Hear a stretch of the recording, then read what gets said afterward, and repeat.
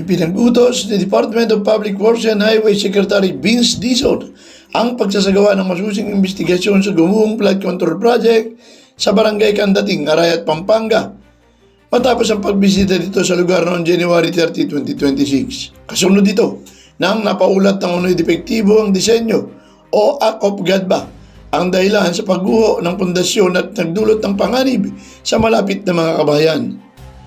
Matagal na umanong problema ang naturang proyekto dahil ilang ulit nang bumigay ng istruktura sa kabila ng paulit-ulit na repair. Magugunita na noong January 21, 2025, nagkaroon ng konsultasyon na ipinatawag ni dating Senior Deputy Speaker Aurelio Don Gonzales kaugnay sa Candating flood control matapos ang pagkasira dulot ng bagyong Karina noong 2024 at naulit noong September 2025. Sa naturang konsultasyon na dinaluhan ng DPWH, Department of Environment and Natural Resources, Mines and Geosciences Bureau at mga lokal na opisyal, nagpresenta ng kanilang findings ang Mines and Geosciences Bureau na ang pangunahing dahilan ng pagguho ng dike ay ang oversaturation ng underlying soil layers, dulot ng malalakas na pagulan at ng bagyong Karina na pinalakas pa ng habagat o kombinasyon ng natural na pwersa at kahinaan ng disenyo.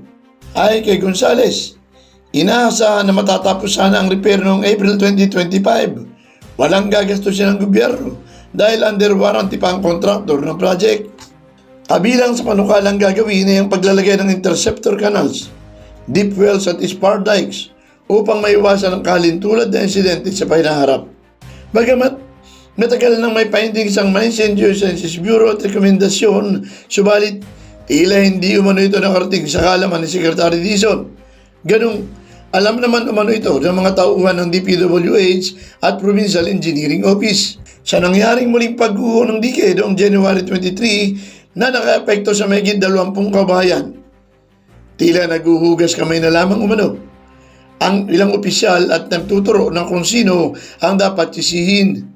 Kabilang sa itinuturo ay ang dating kinatawan ng ikatlong distrito ng Pampanga na si Gonzales at ang kanyang pamilya na una nang inabsuelto ng Department of Public Works and Highways dahil ang kontraktor nito ay ang Edmarie Construction and Trading Company na umano hindi naman kilala ng dating kongresista.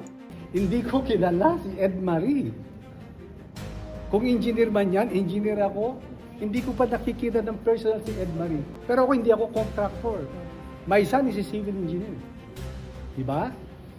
Kung halimbawa, gagawin ko yung Candating na yan, ba't ko pa ihiramin si Edmarie?